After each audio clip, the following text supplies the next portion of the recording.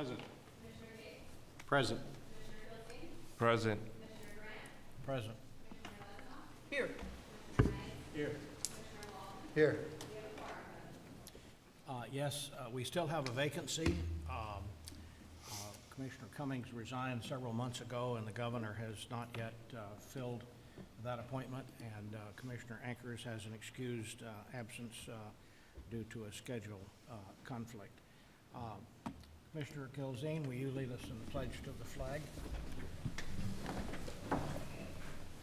I pledge allegiance to the flag of the United States of America and to the republic for which it stands, one nation, under God, indivisible, with liberty and justice for all.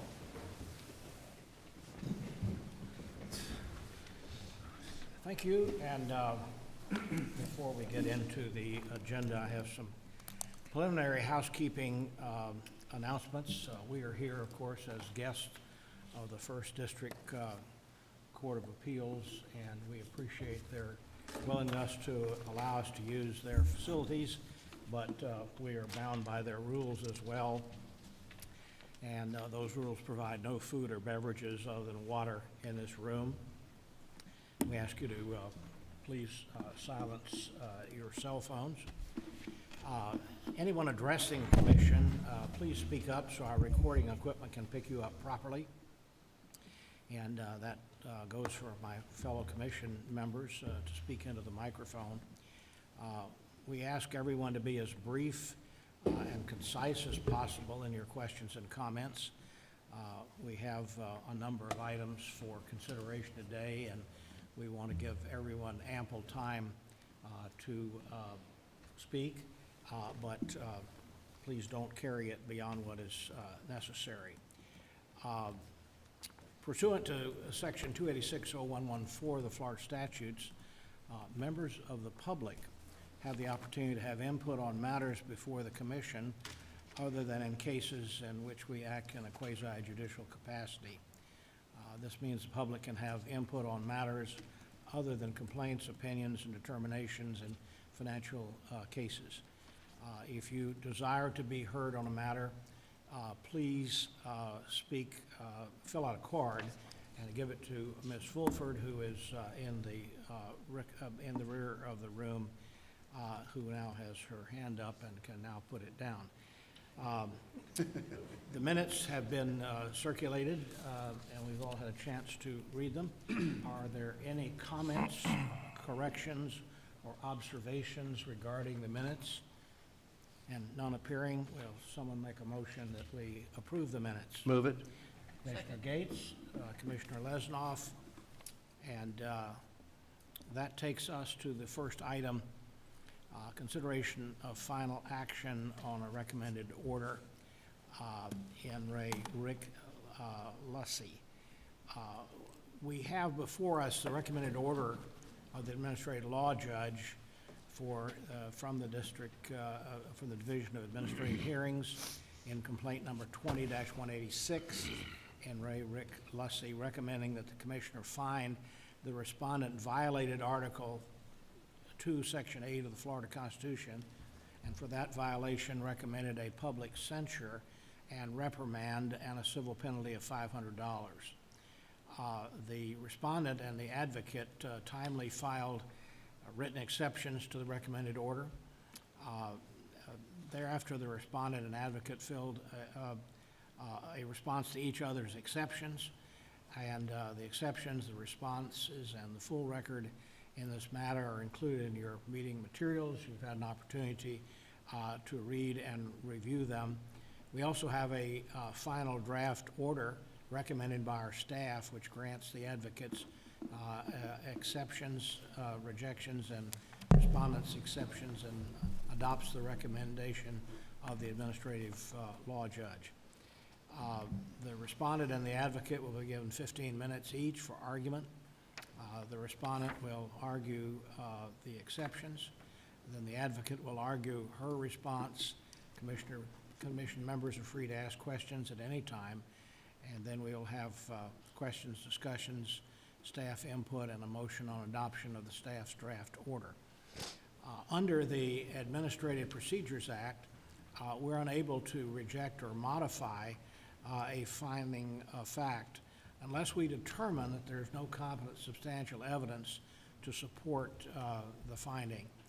And if we reject or modify a conclusion of law, we must find that our substituted conclusion of law is as reasonable or more reasonable in the in the ALJs with respect to the total penalty recommended by the ALJ. Commission may, upon review of the full record, reduce or increase the recommended penalty, stating with particularity the agency's response for the increase or reduction. Ms. Miller, you are staff. Are there others here to speak on this matter? No, sir. Okay, then there are no other persons. Ms. Miller, you're recognized. Thank you. Good morning, Commissioners. In regard to Mr. Lussey's 13 exceptions, my short answer is that he failed to follow the procedural rules for filing exceptions, and I would ask that you deny each of his exceptions. Thank you. Are there questions of the advocate? Is there discussion?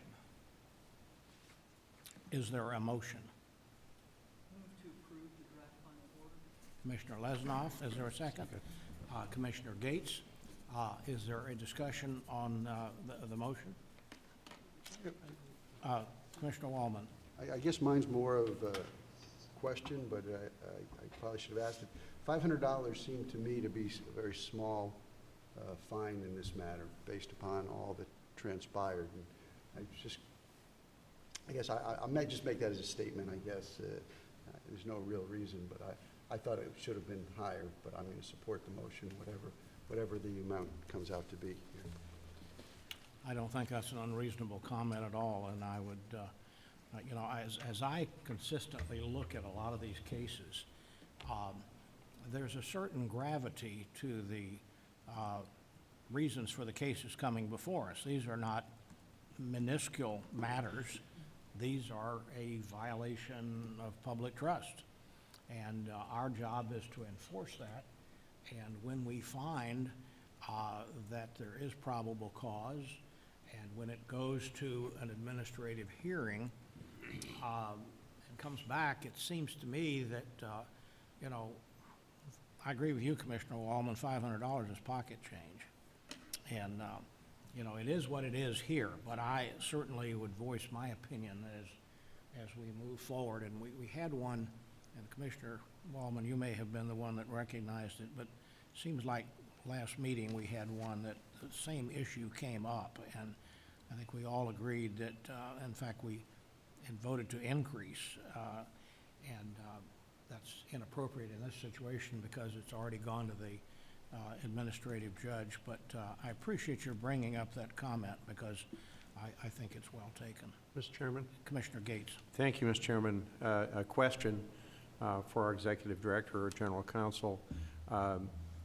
Is it the case that the Commission, if it finds appropriate justification, can increase the penalty in a case like this, and specifically in this case? Through the chair, yes, Commissioner. The penalty can be increased. This is, you have final order authority in this matter. What the ALJ has done is made a recommended order and has recommended that you recommend to the governor a fine of $500 and a public censure and reprimand. You have authority under the statute to increase or decrease that amount or that penalty. If you do that, you need to state with particularity, or I'll need to state in the final order that we write up as an agency, with particularity the agency's reasons for reducing or increasing the recommended penalty. So through this discussion, and if there's a motion that explains some reasons that I can include in the draft, you could do it. Mr. Chairman? Commissioner Gates. Thank you, Mr. Chairman. I want to associate myself with the comments that have been made about this matter, and I guess I would have a process question. I realize that everyone is entitled to use, if they've been accused, if they've been complained against, they have a right to use every part of the process in order to object or to file their own motions. But we have here, it seems to me, someone who certainly rode the process, all the way into the ground, and including, an attempt to go to the United States Supreme Court, and rode the process into the ground up to and including today's hearing, as the advocate has pointed out.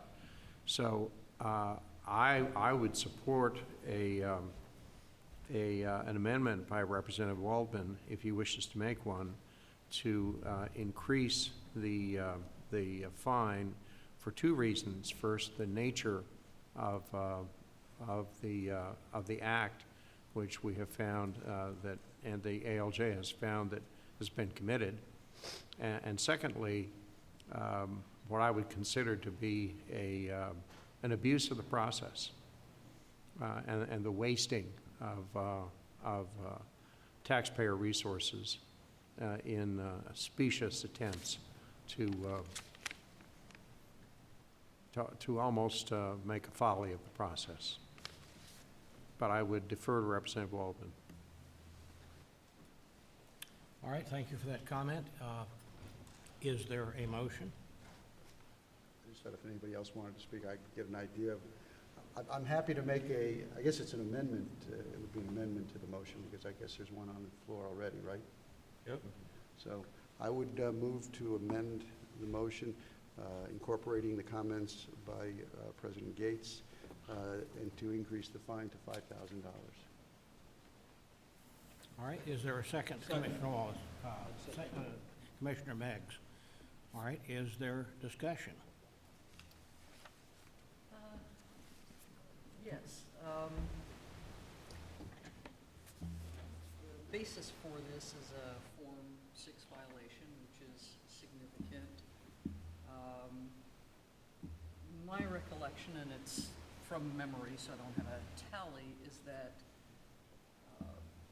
fines of that nature have been sort of reserved for far more egregious cases. I believe here there were 2 items, liabilities that were not disclosed.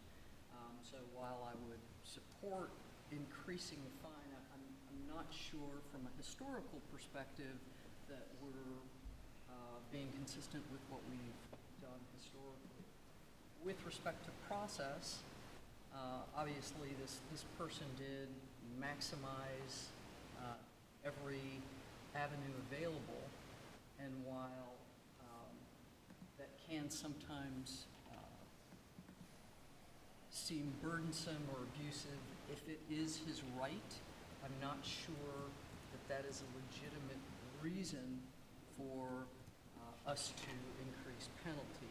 I'm sort of torn on this because my background is more in the experience what happens in the criminal justice system, and certainly when you fail to take the plea, you're more likely to get a little hammered when you go to trial. But is that's sort of an understanding rather than a reason? I don't know that we can actually assess someone for accessing the system as much as law will allow. So those are my only 2 comments. I would support something of a lesser increased penalty, but I think in this case, $5,000 would be excessive, and I don't think I can justify that for myself, so I won't support. General Counsel?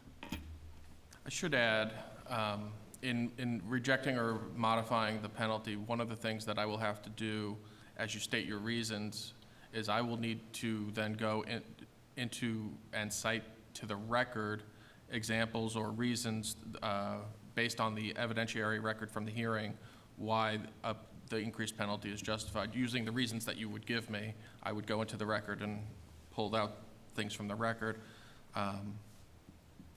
pieces of evidence that, and testimony that have come from the hearing itself. The use of the process may be a little bit of a different animal as far as pulling from the record of the hearing. We could do it, but that might be a little bit more of a difficult pull for me.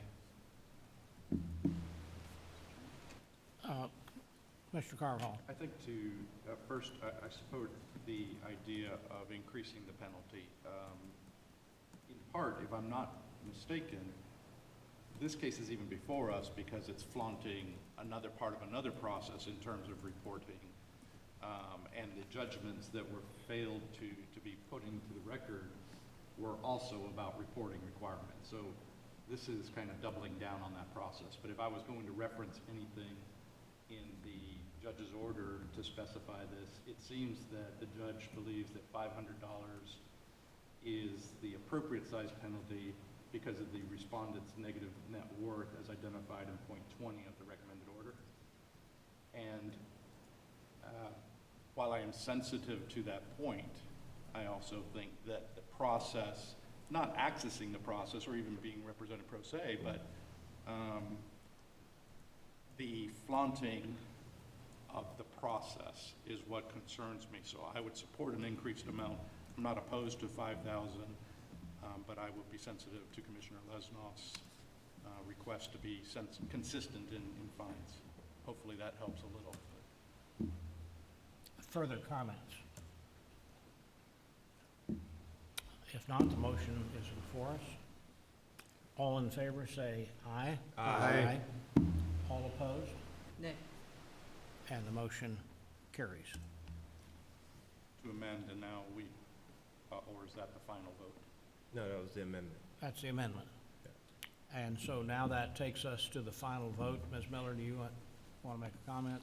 Oh, no, sir. I'm up here for my exception. Okay, I'm sorry. all right. All right, the motion is before us. All in favor, say aye. Aye. Which motion are we voting on? On adopting the recommendation as amended. May I just ask a question? Certainly. Since she jumped up. I think that that was to amend the record with your comments, or are your comments as reported in the record as you'd like them? Yes. Yes to the latter? Yes to the latter. Thank you. I got confused about 5 minutes ago. Got it. All right, Ms. Miller, do you have anything to add before? No, sir. Okay, Thank you. all right, the motion is before us as amended. All in favor, say aye. Aye. All opposed, like sign. No. All right, the motion passes. Now, that takes us to the next item on the agenda, which is consideration of final action on a pre-probable cause stipulation in the case of Tracy Davis, number 21-159. Ms. Miller is here as the advocate, or is that you, Melody? It's me. May I have a moment to have a discussion with Mrs. What I'm Miller? up here for is for my exception. I filed an That's what I was exception. asking about. Oh, okay. Oh, I'm sorry. I'm sorry. Thank you. I stand by my exception, what I wrote. Thank you. All right. So Melody, are you handling Davis? I am. Wonderful. Is there anyone else here to speak on this stipulation? Would you stand and identify yourself, please? It is Jennifer Bloom for the Representative Davis, who's also here. Okay. Thank you very much. Ms. Hadley, this is a pre-probable cause stipulation between the commission advocate and the respondent. After consideration of all the materials and presentations of the parties, the commission may vote to approve or reject the stipulation. As this is a pre-probable cause stipulation, if the stipulation is rejected, we go immediately into probable cause determination. Complainants have the right to comment in writing on this proposed stipulation. We have received a comment from the complainant. It's in the file, but the complainant is not here. Oh, I'm sorry. Thank you, sir. Ms. Hadley, you're recognized. Mr. Chairman? Yes. Just a disclosure that I know Ms. Davis from a professional relationship when I worked in the House, but it won't affect my judgment in this case. Okay, thank you, so noted. Ms. Hadley? At this time, I bring before you a pre-probable cause stipulation. Respondent acknowledged that she failed to accurately file a 2020 CE Form 6 in violation of Article 2, Section 8 Florida Constitution and Section 112.3144. The respondent has filed an amended form which corrected the problem.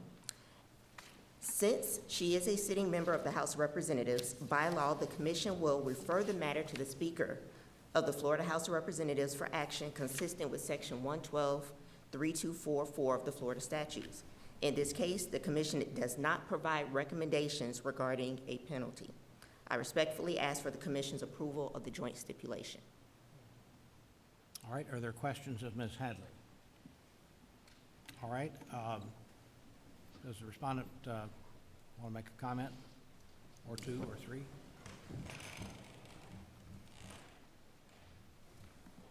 Good morning, Commissioners, and thank you for allowing me to speak. I'm Jennifer Bloom. I do represent Representative Davis. I just wanted to come to you and because of what the complainant has filed, and let you know that Representative Davis does take this very seriously. She has worked hard to correct the mistakes of the past. She does recognize that she has had some mistakes in the past. She has hired a new treasurer. She has hired an accountant. We are working hard to ensure that this never happens again. And I just did want to let you know that this is something that we take seriously and that we are correcting. Thank you. Are there questions of the respondent or the respondent's counsel? Not appearing. Thank you very much. Are there comments from members of the commission? Questions? Is there a motion?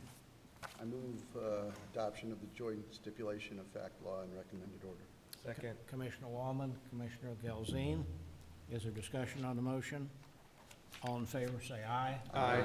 All opposed, like sign. Show it adopted unanimously. That then takes us to consideration of advisory opinions. The first is file 2789. This is based on a conflict of interest. This case came before you with a recommendation at a previous meeting. It was significantly discussed by members of the commission, and some of the commissioners, I think all of us, had a concern with certain language. General counsel was very receptive to our comments and agreed to take it back and rework it. And the reworked advisory opinion has been circulated to us. We've all had an opportunity to read it. And so, Steve, you're recognized to add any comments or take any questions from commissioners. Commissioners, thank you. You saw this opinion request last time. This is an opinion request from Nicola LaCourie, the Executive Director of Florida's Turnpike Enterprise. I believe she's here today. She's here today to answer any questions of fact that you may have after I present this. Last time I presented a draft opinion. It looked like, based on the discussion, after kicking the tires on it a little bit, it seemed like you agreed that the law in the explanation was agreeable to you, but the cautionary language at the back end of the opinion needed to be expounded upon a little bit more. I believe I've taken the comments that you gave me last time. I used some of the language from your comments in modifying the draft opinion, and I believe I've accomplished what you requested. I'm available to answer any questions you may have about it. Are there questions of the general counsel? None appearing. Is there a motion to adopt the final draft opinion as presented to us?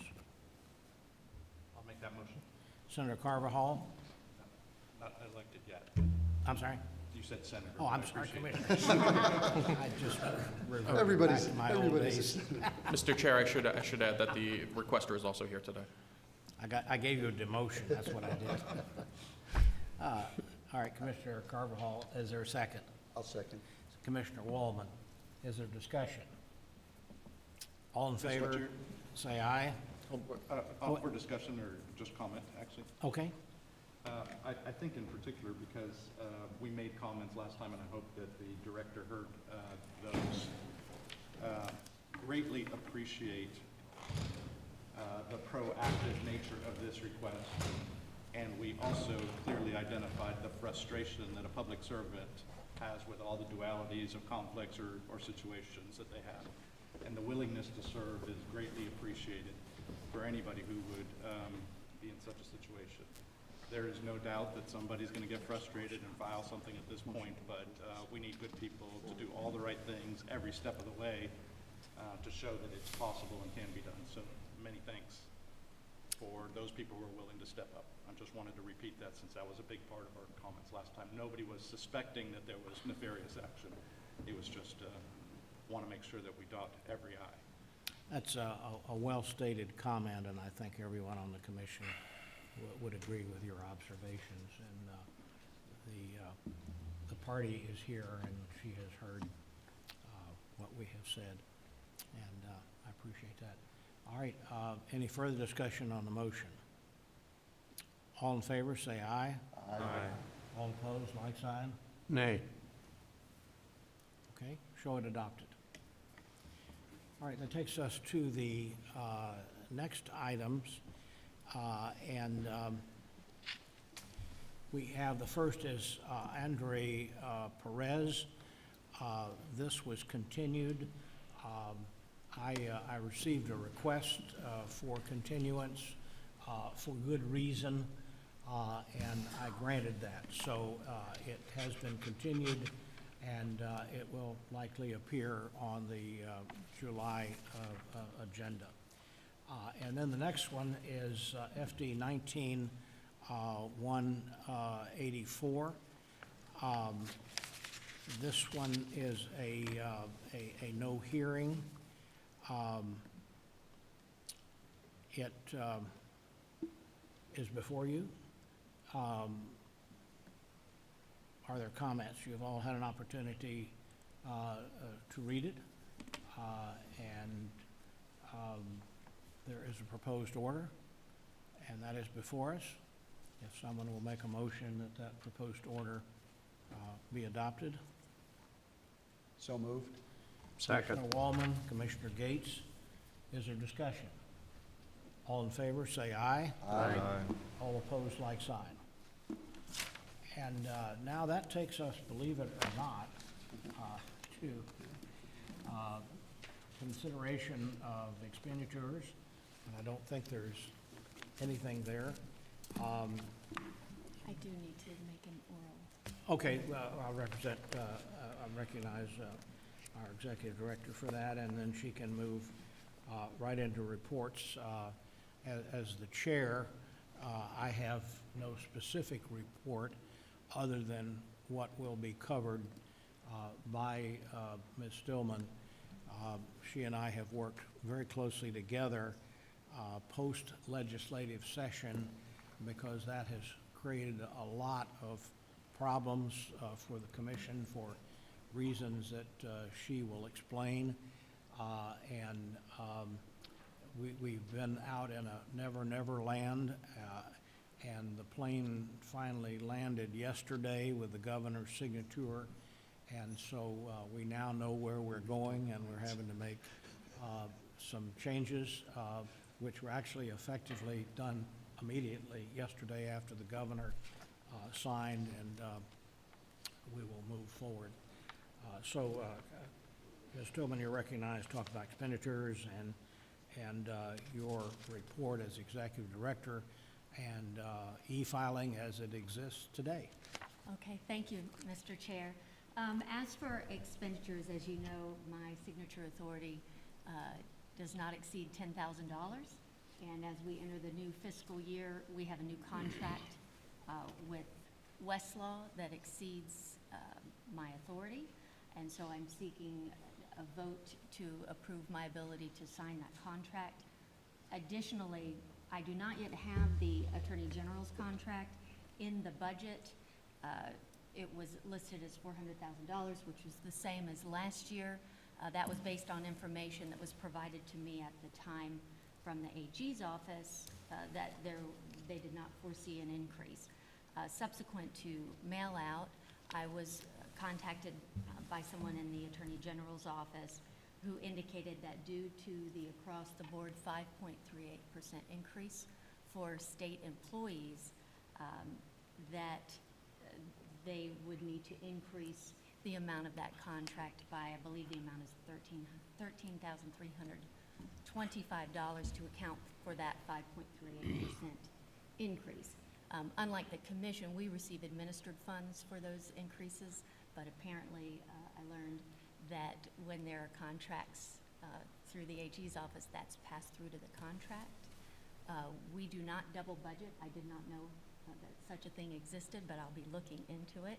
So my intention is to, with your approval of this contract, to sign it and work with our fiscal office to seek carry forward funds to cover the remainder that we'll need to cover in the budget. So I appreciate your motion in support of that. Mr. Chairman. Commissioner Gates. Mr. Chairman, I move that the commission approve the executive director's expenditure authority as to both of the items that she has reported on. Second. Commissioner Gates, Commissioner Lesnoff. All in favor, say aye. Aye. All opposed, like sign. Okay? Okay, moving on to Executive Director Report and e-filing update. I want to welcome in our audience today, we have Gianni Croce.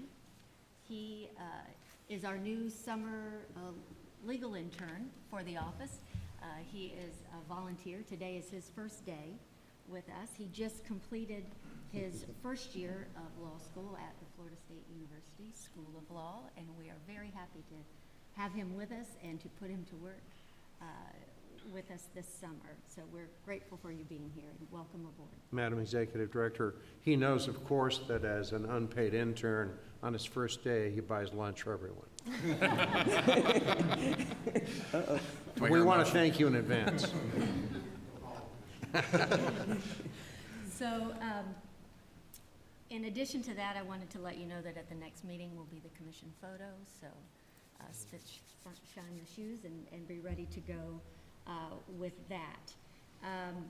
Legislatively, I didn't put an update, but the governor did sign 7001 and 7003 related to the constitutional amendment, so that is in place.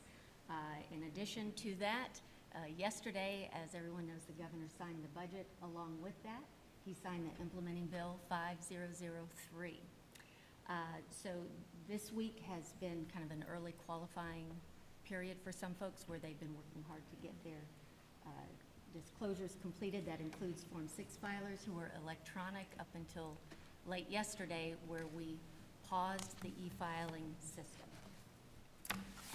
With that, when we received word that the governor had been presented with the bill, we emailed filers letting them know that the governor had it in his possession.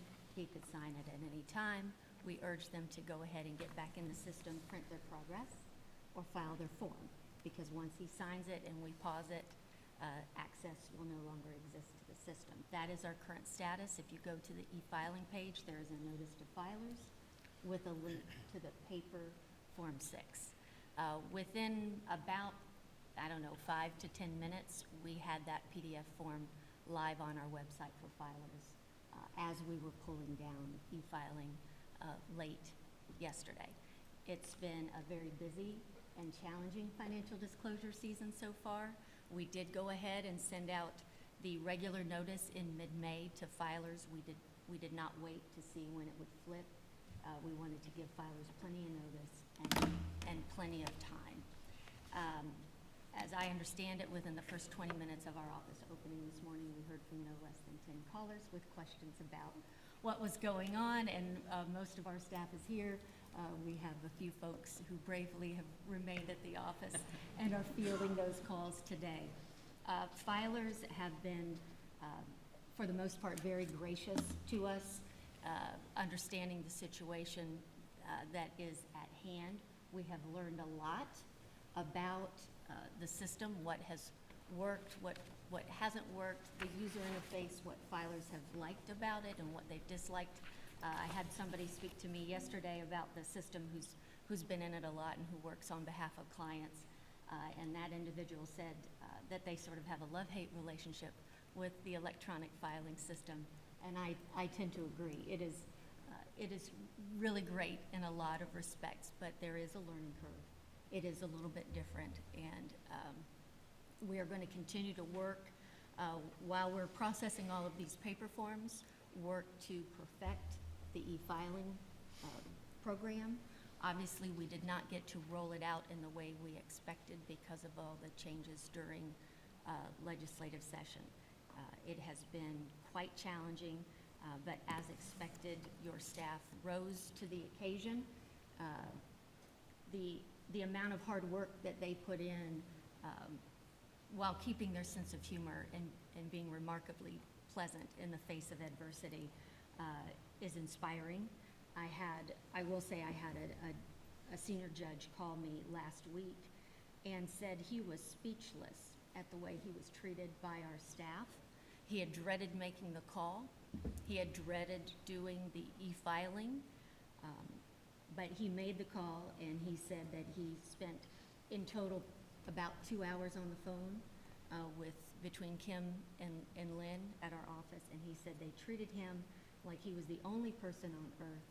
It was beyond the reasonable expectation of service, and I know that's indicative of everything that our staff has done. So this weekend we will all take a breath, and come Monday we will get back to work with the paper filing, helping all of our filers get their forms filed on time, get them filed correctly, while we continue to work on the e-filing system before we relaunch on January 1. If you have any questions about all that, I am happy to answer them. And let me say one thing, that I really want to commend our staff. Carrie mentioned adversity, and not all of the calls that come from whoever are pleasant ones. And, we have to remind people that we are created by the legislature, we're governed by the legislature, and not everything done by the legislature is what we would recommend, but they're the legislature. And we ran into a real problem this year, and I spent a number of hours on a number of occasions here in Tallahassee meeting with legislators, and we finally got a bill out of the Senate that did exactly what we wanted to do.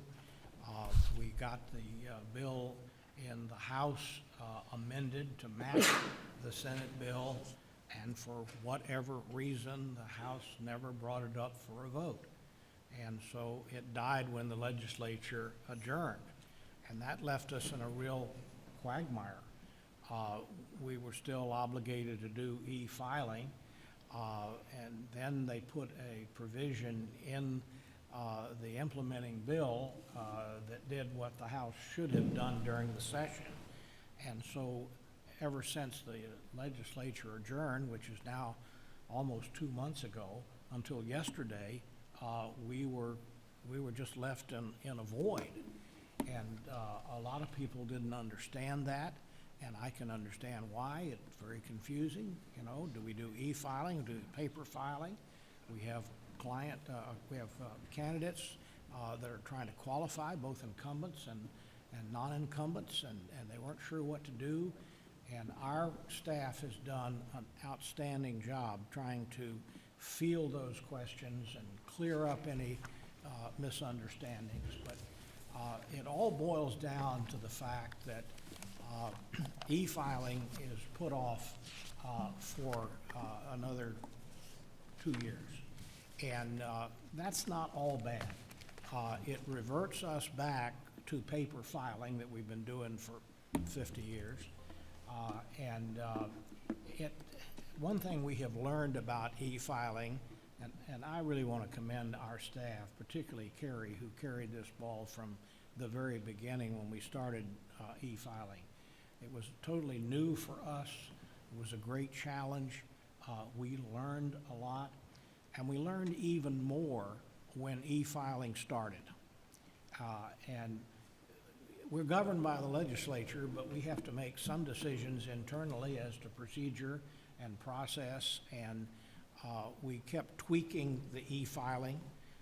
We now know there are some other areas we have to tweak. So being put off for a couple of years, and really the reason, the rationale behind that is that this is an election year, and there will be a much greater filing than in a non-election year, because you've got all the candidates that have to file Form 6. And so legislature said, you know, let's just give it a little more time, and Carrie and the staff will be really working out the e-filing so it will be the very best possible. So even though it's been a difficult time, I think it's really a blessing in disguise that gives our staff the opportunity to really make it first class, because once we permanently go e-filing, that's the way it's going to be. And, you know, that's kind of how life is. We all pay bills online. We do all kinds of things online. Why shouldn't we file online? One of the areas, and Carrie may want to give this a little more definition, but one of the issues is the uploading.